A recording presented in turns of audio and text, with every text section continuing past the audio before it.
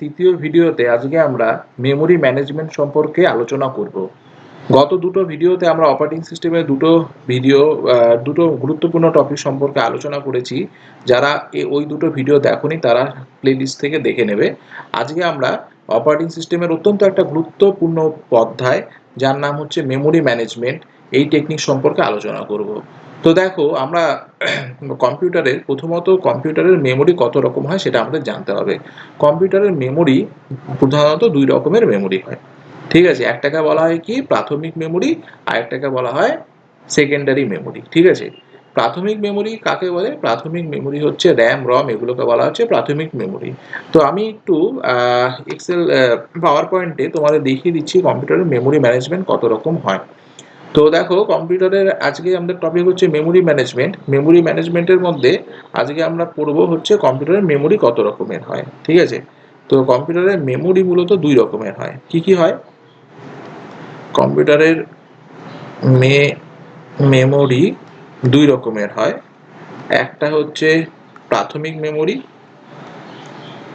প্রাথমিক মেমোরি যেমন ধরো হচ্ছে র্যাম হচ্ছে প্রাথমিক মেমোরি। এরপর রমকেও বলা হয় প্রাথমিক মেমোরি। আর দুই নম্বর পয়েন্টে আমরা লিখতে পারি হচ্ছে সেকেন্ডারি মেমোরি।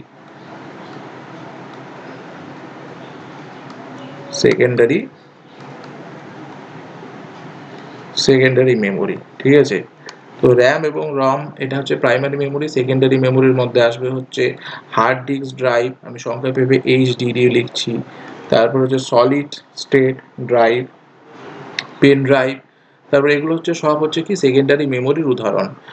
তো আজকে আমরা যেটা শিখবো মেমোরি ম্যানেজমেন্ট, অর্থাৎ দেখো তোমাদের কম্পিউটারে আমাদের প্রাইমারি মেমোরি কত থাকে? 2 জিবি থাকে, 4 জিবি থাকে, তাই তো। কিন্তু সেকেন্ডারি মেমোরি থাকে আমাদের বেশি, ঠিক আছে। আমাদের কম্পিউটারে দেখো, আমরা যে কম্পিউটারের মেমোরি অর্গানাইজেশনটা শিখেছিলাম, আমাদের কি থাকতো? আমাদের হচ্ছে একদিকে থাকতো ইনপুট। ধরো এখানে থাকলো হচ্ছে আমাদের ইনপুট সেকশন। তারপর সে হচ্ছে সিপিইউর সাথে ডিল করতো। সিপিইউর মধ্যে দুটো পার্ট ছিল, একটাকে বলতো কন্ট্রোল ইউনিট, একটাকে বলতো কি কন্ট্রোল ইউনিট সিইউ, আর একটা ছিল কি এএলইউ মানে অ্যারিথমেটিক লজিক ইউনিট। আর সেই অ্যারিথমেটিক লজিক ইউনিট কিন্তু আবার একটা মেমোরি ইউনিটের সাথে যুক্ত থাকতো, ঠিক আছে। এবার এই মেমোরি ইউনিটের হচ্ছে আবার দুটো পার্ট ছিল, একটাকে বলা হয় কি প্রাইমারি মেমোরি আর সেকেন্ডারি মেমোরি। আর এখান থেকে আমরা কি পেতাম? এখান থেকে আমরা পেতাম হচ্ছে আউটপুট। এখান থেকে আমরা ইনপুট দিতাম, এখান থেকে আমরা পেতাম হচ্ছে আউটপুট, ঠিক আছে। তো দেখো, আমরা গতদিন শিখেছিলাম যে একটা প্রসেসের 5টা স্টেট হয়, ঠিক আছে। 5টা স্টেট হয় একটা প্রসেসের। সেই প্রসেসের 5টা স্টেটের মধ্যে প্রথমে সেই প্রসেসটা থাকে কোথায়? প্রথমে সেই প্রসেসটা থাকে নিউতে। সেই প্রসেসটা কোথায় থাকে? নিউয়ের থেকে সেটা কোথায় যায়? নিউ প্রসেসের থেকে সেটা আসে হচ্ছে রেডি। নিউয়ের থেকে সেটা আসে কোথায়? রেডি থেকে সেটা যায় কোথায়? সেটা যায় হচ্ছে রানিং এ যায়, ঠিক আছে। সেটা যায় হচ্ছে রানিং এ যায়। রানিং এর থেকে ধরো কোনো প্রসেসকে যদি আইও জন্য ওয়েট করতে হয়, বা কোনো ইনপুট আউটপুট বা ওর থেকেও যদি হাই প্রায়োরিটির কোনো প্রসেস চলে আসে, সেটা তখন প্রসেসর কোথায় তাকে পাঠিয়ে দেয়? তখন তাকে পাঠিয়ে দেয় হচ্ছে ওয়েটিং স্টেটে। ওয়েটিং থেকে সেটা আবার পুনরায় রেডিতে যায়, এবং রেডির থেকে এটা রানিং হয়ে যায়। রানিং থেকে যদি সেই প্রসেসটা কমপ্লিট হয়ে যায়, তখন সে এক্সিট বা টার্মিনেট স্টেটে চলে যায়। সেটা কোথায় চলে যায় তখন? সে তখন হচ্ছে টার্মিনেট স্টেটে চলে যায়, ঠিক আছে। সে টার্মিনেট স্টেটে চলে যায়। গতদিনের ভিডিওটা দেখে নিবা, ওখানে সুন্দর ডায়াগ্রাম দেওয়া আছে। তো এই যে একটা প্রসেস চলছে, এই প্রসেসটার মধ্যে দেখো আমাদের সিপিইউ কিন্তু সবসময় কাজ করে রানিং স্টেটের মধ্যে। সিপিইউর কাজ হচ্ছে নিজেরকে সবসময় ব্যস্ত রাখা, এবং কোনো প্রসেসের জন্য কিন্তু ওয়েট করে না প্রসেসর, ঠিক আছে। সিপিইউকে আমরা ম্যাক্সিমাম ইউজ করার জন্য সিপিইউকে আমরা কিন্তু চাই যে সে ম্যাক্সিমাম কাজ করুক। সেই জন্য যখনই কোনো একটা প্রসেস এই রানিং স্টেটে আইও বা কোনো কারণে যদি তার ইনপুট নেওয়ার জন্য তাকে ওয়েট করতে হয়, তাকে আমরা রানিং স্টেটে রাখি না, তাকে আমরা ওয়েটিং স্টেটে পাঠিয়ে দিই। সেখান থেকে আবার রেডি কিউ থেকে নেক্সট জবকে আমরা প্রসেসের মধ্যে রানিং এর মধ্যে নিয়ে এসে সেটাকে প্রসেসে পরিণত করি, এবং সেই প্রসেস সিপিইউ তখন এক্সিকিউশন শুরু করে। বুঝতে পারলা? তো এইভাবে প্রসেসটা চলতে থাকে সাইড বাই সাইড। তো দেখো, আমরা আজকে মেমোরি ম্যানেজমেন্ট টেকনিকে শিখবো। ধরো আমাদের মোবাইলে বা কম্পিউটারে আমাদের র্যাম থাকে, ধরো আমাদের র্যাম কত থাকে, আমাদের র্যাম থাকে ধরো হচ্ছে 2 জিবি বা 4 জিবি। সাপোজ আমি ধরলাম আমাদের কম্পিউটারে র্যাম আছে 2 জিবি। আবার কিন্তু আমাদের হার্ড ডিস্কের সাইজ কত, সাপোজ হার্ড ডিস্কের সাইজ হচ্ছে আমাদের 500 জিবি। তাহলে আমাদের যে প্রসেস, যখন আমাদের হার্ড ডিস্কের মধ্যে যে সমস্ত আমাদের ডেটাগুলো থাকে, সেই ডেটাগুলো কিন্তু সব হচ্ছে সেকেন্ডারি ডেটা। সিপিইউ কিন্তু হার্ড ডিস্কের সাথে কাজ করে না। সিপিইউ কাজ করে কাকে নিয়ে? সিপিইউ হচ্ছে এই র্যাম এর উপরে কাজ করে, র্যাম এর উপরে সিপিইউ কাজ করে। এবার যখন একটা প্রসেস হার্ড ডিস্ক থেকে, যখন একটা প্রসেস চলে, সেই প্রসেসটাকে আমাদের হার্ড ডিস্ক থেকে কোথায় নিয়ে যেতে হয়? সেই প্রসেসটাকে আমাদের নিয়ে যেতে হয় হচ্ছে র্যামের মধ্যে। এবার তুমি বলতে পারো যে স্যার আমাদের তাহলে হার্ড ডিস্ক আছে 500 জিবি, 500 জিবির মধ্যে যতগুলো প্রসেস আছে সেটা অবশ্যই 2 জিবি র্যামের থেকে বেশি সাইজ, ঠিক আছে? তাহলে আমাদের কম্পিউটার কি করে এই এত 2 জিবি র্যামের থেকে বড় সাইজের প্রসেসকে কি করে সেই কম্পিউটার চালাবে? সেটাই হচ্ছে আমাদের মেমোরি ম্যানেজমেন্ট টেকনিক। এই মেমোরি ম্যানেজমেন্ট টেকনিকে আমরা শিখব যে কি করে র্যামের থেকে বেশি পরিমাণ, র্যামের থেকে বড় প্রসেসকে র্যাম চালাচ্ছে, ঠিক আছে? এখানে এখানে আমরা শিখবো। তো মানে এটা একটা টেকনিক, মেমোরি ম্যানেজমেন্ট টেকনিক ব্যবহার করে র্যামের থেকে বড় সাইজের প্রসেসকে আমরা কম্পিউটারে চালাতে পারি, ঠিক আছে?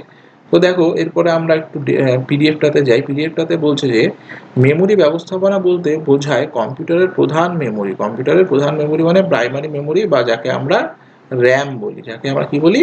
র্যাম বলি, ঠিক আছে? যাকে আমরা কি বলি? র্যাম বলি। র্যামের কার্যকর ব্যবহার নিশ্চিত করা। এবার র্যামের কার্যকর ব্যবহার নিশ্চিত করা, যেন সব প্রক্রিয়া যথাযথভাবে সে করতে পারে, ঠিক আছে? এবার মেমোরি ব্যবস্থাপনার মূল কাজগুলি কি কি? প্রথম কথা হচ্ছে একটা প্রসেসকে মেমোরি বরাদ্দ করতে হয়। যখন একটা প্রসেস নতুনভাবে অ্যালোকেশন শুরু হয়, যখন একটা প্রসেস তৈরি হয়, তখন তাকে মেমোরি বরাদ্দ করতে হয়। ধরো তোমার মোবাইল থেকে বা কম্পিউটারে তুমি কোনো একটা অ্যাপের মধ্যে ক্লিক করলে, ক্লিক করার সাথে সাথে কি করবে আমাদের প্রসেসর? সেই অ্যাপটাকে চালানোর জন্য কম্পিউটারে কতটুকু মেমোরি প্রয়োজন, সেই মেমোরিটিকে সে কি করবে?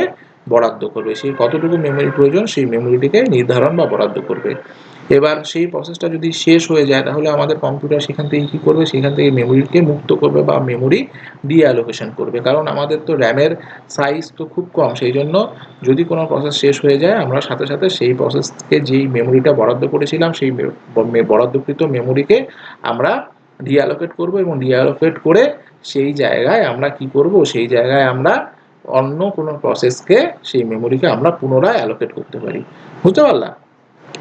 এবার দেখো, এবার হচ্ছে অ্যাড্রেস ম্যানেজমেন্ট। অ্যাড্রেস ম্যানেজমেন্ট একটা মেমোরি ম্যানেজমেন্ট টেকনিকের একটা অত্যন্ত গুরুত্বপূর্ণ পার্ট।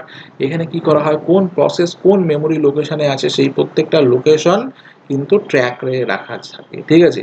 মেমোরি মানে থাকে এরকম একটা, ধরো এটা হচ্ছে একটা র্যাম। র্যাম হচ্ছে জাস্ট ধরো এরকম ছোট ছোট ছোট ছোট ঘর আছে র্যামের মধ্যে, ঠিক আছে? র্যামের মধ্যে ধরো এরকম ছোট ছোট ছোট ছোট ঘর আছে। এই প্রত্যেকটা ঘরের হচ্ছে কি আছে? একটা করে অ্যাড্রেস আছে। ধরো প্রত্যেকটা ঘরের একটা করে অ্যাড্রেস আছে। এই অ্যাড্রেসগুলোকে কিন্তু তোমাদের এই অ্যাড্রেস, ধরো এই যে এই ঘরটা, ধরো এই প্রথম ঘরের অ্যাড্রেস মনে করো 2048, ঠিক আছে? তারপরের ঘরের অ্যাড্রেস মনে করো 2049, 50, 51, 52, ঠিক আছে? এইভাবে এটা ধরো 53, এভাবে এভাবে প্রত্যেকটা ঘরের নির্দিষ্ট করে কিন্তু একটা করে অ্যাড্রেস হয়, ঠিক আছে? তো এই যে অ্যাড্রেস, এই অ্যাড্রেসগুলোই হচ্ছে একটা মেমোরির লোকেশন। এই একটা মেমোরির লোকেশন, যখন কোনো একটা প্রসেস যখন অ্যালোকেট হচ্ছে, তখন কি করা হয়? কম্পিউটারের মেমোরি ম্যানেজমেন্ট সিস্টেম সেই প্রসেসটা মেমোরির কোন লোকেশনের মধ্যে সেই প্রসেসটাকে আমি জায়গা দিলাম, সেই জায়গাটা কিন্তু ট্র্যাকে রাখে। এই মনে করো এই জায়গাটার মধ্যে আমি ওই প্রসেসটাকে আমি জায়গা দিলাম, তাহলে সেটা কিন্তু প্রসেসর ট্র্যাকে রাখে, ঠিক আছে? তারপরের পার্টটা যেটা, সেটা হচ্ছে মেমোরি সুরক্ষা। মেমোরি সুরক্ষা মানে ধরো আমি একটা প্রসেসকে একটা মেমোরির জায়গা দিয়ে রাখছি, দ্বিতীয় প্রসেসকে আমি সেই মেমোরির জায়গাটা দিতে পারবো না। তাহলে কি হবে? অন্য আগের প্রসেসের যেই ডেটাগুলো, সেটা অন্য প্রসেসের ডেটা দ্বারা ওভাররাইট হবে। ওভাররাইট হলে কি হবে? আগের প্রসেসের সমস্ত ডেটা নষ্ট হয়ে যাবে, ঠিক আছে? সেই ব্যবস্থাটা করতে হবে, যাতে একটা অন্য প্রসেসের ডেটা ওই অন্য প্রসেসের মেমোরি লোকেশনের মধ্যে আমরা অন্য একটা প্রসেসের মেমোরি অ্যালোকেট না করি, ঠিক আছে? বুঝতে পারলে আশা করি। এবার দেখো, যখন আমাদের এটা হচ্ছে র্যাম, এটা হচ্ছে প্রাইমারি মেমোরি, বা এটাকে আমি লিখতে পারি কি, এটা হচ্ছে র্যাম। র্যামের মধ্যে দুটো পার্ট থাকে, একটা পার্টের মধ্যে কি থাকে, মেমোরি লোয়ার মেমোরি লোকেশনের মধ্যে কি থাকে, অপারেটিং সিস্টেম থাকে, আর বাকি অংশটার মধ্যে আমাদের ইউজার ব্যবহার করার জন্য ইউজারের স্পেস থাকে। যখন এটা ধরো হচ্ছে সেকেন্ডারি মেমোরি, বা এটা ধরো হচ্ছে হার্ড ডিস্ক ড্রাইভ। এই হার্ড ডিস্ক ড্রাইভের মধ্যে কি করা হয়, হার্ড ডিস্ক ড্রাইভের মধ্যে আমাদের কিন্তু সমস্ত ডেটা বা সমস্ত ফাইলগুলো কোথায় থাকে, এই হার্ড ডিস্কের মধ্যে থাকে। যখন সেই ফাইলটা আমাদের প্রসেসিংয়ের জন্য প্রয়োজন পড়ে, তখন সেই ফাইলটা আমাদের হার্ড ডিস্ক থেকে কোথায় যায়, হার্ড ডিস্ক থেকে আমাদের কোথায় যায়, মেইন মেমোরির মধ্যে যায়। সেই মেইন মেমোরি থেকে সেই ফাইলটা প্রসেসর এক্সিকিউট করে, এক্সিকিউট করার পরে সেই ফাইলটা যখন কাজ শেষ হয়ে যায়, সেটাকে আবার ব্যাক করে কোথায় পাঠানো হয়, আবার ব্যাক করে পাঠানো হয়েছে হার্ড ডিস্কের মধ্যে। ঠিক আছে, তো এটার একটা এক্সাম্পল বলছিলাম গতদিন উদাহরণে, যে একটা জুতার দোকানের একটা এক্সাম্পল, যেখানে তোমার একটা শহরের মধ্যে অল্প জায়গার মধ্যে একটা জুতার দোকান আছে, তোমার গোডাউনটা দূরে আছে, তোমার যেই জুতোগুলো বা ডিমান্ডিং জুতো যেগুলো আসছে, সেগুলো তুমি গোডাউন থেকে বারবার করে ওই জুতার দোকানে নিয়ে আসছো, বিক্রি হচ্ছে, আবার একটা করে গোডাউন থেকে নিয়ে আসছো। যখনই যেটা বিক্রি হচ্ছে না বা চলছে না, সেটাকে তুমি তোমার শোরুমের জায়গা ফাঁকা রেখে সেটাকে আবার পুনরায় তুমি গোডাউনে পাঠিয়ে দিচ্ছ। ঠিক আছে, এরকম হচ্ছে একটা ব্যাপার। তারপরে দেখো যে ডিস্ক মেমোরি ব্যবস্থাপনা, এটা হচ্ছে সেকেন্ডারি মেমোরি ব্যবস্থাপনা। সেকেন্ডারি মেমোরি ব্যবস্থাপনা আমরা এতক্ষণ শিখলাম হচ্ছে প্রাইমারি মেমোরি কিভাবে কাজ করে। ঠিক আছে, এখন আমরা শিখবো হচ্ছে সেকেন্ডারি মেমোরি কিভাবে কাজ করে। সেকেন্ডারি মেমোরির মধ্যে প্রথম কাজ যেটা, সেটা হচ্ছে disk space allocation. Disk space অ্যালোকেশনে কি বলেছে, ডিস্ক স্পেস অ্যালোকেশনের মধ্যে বলছে যে ডিস্কে কিভাবে ফাইলগুলি সংরক্ষণ করা হবে তা নির্ধারণ করা হবে। ঠিক আছে, ধরো এটা যদি একটা ডিস্ক হয়, ডিস্কের মধ্যে প্রচুর ফাইল থাকে, ধরো এইভাবে এরকম ভাবে ফাইলগুলো থাকে। এই ফাইলগুলোর মধ্যে লিনিয়ার অ্যালোকেশন, তারপর ইন্ডেক্স অ্যালোকেশন, অনেক ধরনের অ্যালোকেশন থাকে। সেই অ্যালোকেশনের মধ্যে একটা ফাইল কিভাবে আমরা অ্যালোকেট করতে পারি, সেই ধরনের অ্যালোকেশন টেকনিক কিন্তু এই ডিস্ক স্পেস অ্যালোকেশন টেকনিক ব্যবহার করে ডিস্কের মধ্যে, সেকেন্ডারি ডিস্কের মধ্যে ফাইলগুলোকে সংরক্ষণ করা হয়। ঠিক আছে, তারপর হচ্ছে file system management technique. File system management technique কাকে বলছে, দক্ষ ডেটা অ্যাক্সেসের জন্য ফাইল এবং ডিরেক্টরি পরিচালনা করে। ঠিক আছে, তারপরে ডিস্ক শিডিউলিং অ্যালগোরিদম আছে বিভিন্ন ধরনের, ফার্স্ট কাম ফার্স্ট সার্ভ, তারপরে হচ্ছে শর্টেজ অফ ফার্স্ট, এরকম প্রচুর পরিমাণে প্রচুর খুবই গুরুত্বপূর্ণ ডিস্ক শিডিউলিং অ্যালগোরিদমগুলো আছে। সেই অ্যালগোরিদমগুলো ব্যবহার করে ডিস্কের মধ্যে রিড এবং রাইট এর ক্রম সংগঠন করা হয়। তার মানে কি, তার মানে হচ্ছে একটা ডিস্কের মধ্যে যখন ধরো একটা নতুন ডেটা পড়া হবে, বা নতুন ডেটা যখন একটা ডিস্কের মধ্যে লেখা হবে, সেই লেখা হওয়ার সময় সেই ডিস্কে কোন ম্যানেজমেন্ট টেকনিক ব্যবহার করে সেই ডিস্ক থেকে ডেটা পড়া হবে বা লেখা হবে, সেটা ঠিক করা হয় এই ডিস্ক শিডিউলিং অ্যালগোরিদম থেকে। বিভিন্ন ধরনের ডিস্ক শিডিউলিং অ্যালগোরিদম আছে, যেমন ধরো হচ্ছে ফার্স্ট কাম ফার্স্ট সার্ভ, বা সংক্ষেপে এফসিএফএস যে টেকনিক আছে, সেই টেকনিক ব্যবহার করে যেই ডেটাগুলো আমাদের প্রথমে আসবে, সেই ডেটাগুলো আমরা প্রথমে রিড বা রাইট করব, বা এইভাবে মানে যে ফার্স্টে আসবে তাকে আমরা ফার্স্টে রিড বা রাইট করব। এইভাবে আমরা যদি ডেটাকে রিড বা রাইট করি, তাহলে আমাদের এটা হচ্ছে এক ধরনের একটা টেকনিক গেল ডিস্ক শিডিউলিং অ্যালগোরিদম। এছাড়াও শর্টেজ অফ ফার্স্ট আছে, এরকম অনেক ধরনের টেকনিক আছে। ঠিক আছে, এগুলো তোমাদের তো ডিটেলসে নেই, জাস্ট জানার জন্য বললাম। এরপর হচ্ছে ব্যাকআপ এবং পুনরুদ্ধার। ব্যাকআপ এবং পুনরুদ্ধার কথার মানে হচ্ছে, যখন একটা ডেটা আমরা ডিস্কের মধ্যে রাখছি, সেই ডিস্কে যাতে ডেটাটা নষ্ট না হয়ে যায়, সেই জন্য আমাদের ব্যাকআপ এবং রিকভারি বা ব্যাকআপ এবং পুনরুদ্ধার টেকনিক কিন্তু রাখতে হবে একটা ডিস্কের মধ্যে। ঠিক আছে, কারণ যদি কোনো কারণে যদি ডিস্কটি খারাপ হয়ে যায় বা ক্র্যাশ করে যায়, ঠিক আছে, তাহলে সেই ডিস্কের ডেটা যাতে নষ্ট না হয়ে যায়, সেই জন্য সেই ডিস্কের ডেটা আমরা কি করতে পারি, যে অন্য 2টো বা 3টে ডিস্কের মধ্যে আমরা কপি করে রাখতে পারি। যদি একটা ডিস্ক খারাপ হয়, সেই ডিস্কের থেকে সেই ডেটাগুলোকে আমরা আবার রিকভার করতে পারি। যেমন ধরো উদাহরণস্বরূপ বলা যায় যে কম্পিউটার বা মোবাইলে গেম খেলার সময় ব্যাকগ্রাউন্ডে কি চলে, গান চলে। অপারেটিং সিস্টেম র্যাম এবং উভয়ের জন্য আলাদা স্থান নির্ধারণ করে, যেটি খুব গুরুত্বপূর্ণ এবং সেটিকে অগ্রাধিকার দেয়। তার মানে কি, এটা বলছে যে ডেটা ব্যাকআপ করা হয়েছে কিনা এবং ব্যর্থতার পরে পুনরুদ্ধার করা যেতে পারে তা নিশ্চিত করা, এটাই হচ্ছে ব্যাকআপ এবং পুনরুদ্ধারের মেন কাজ। ঠিক আছে, তারপরে গেল হচ্ছে ফাইল ম্যানেজমেন্ট টেকনিক। তাহলে আমরা এতক্ষণ দেখলাম যে মেমোরি দুই রকমের, একটা হচ্ছে প্রাইমারি মেমোরি এবং সেকেন্ডারি মেমোরি, এবং মেমোরিটা কিভাবে কাজ করে সেটাও আমরা আলোচনা করলাম। ঠিক আছে, তো এরপরে আমরা হচ্ছে ফাইল ম্যানেজমেন্ট টেকনিক সম্পর্কে আলোচনা করব। ঠিক আছে, আজকের ভিডিওটা আমি সংক্ষেপে এখানেই শেষ করছি। পরের ভিডিওতে আমি ফাইল ম্যানেজমেন্ট টেকনিক সম্পর্কে আলোচনা করব।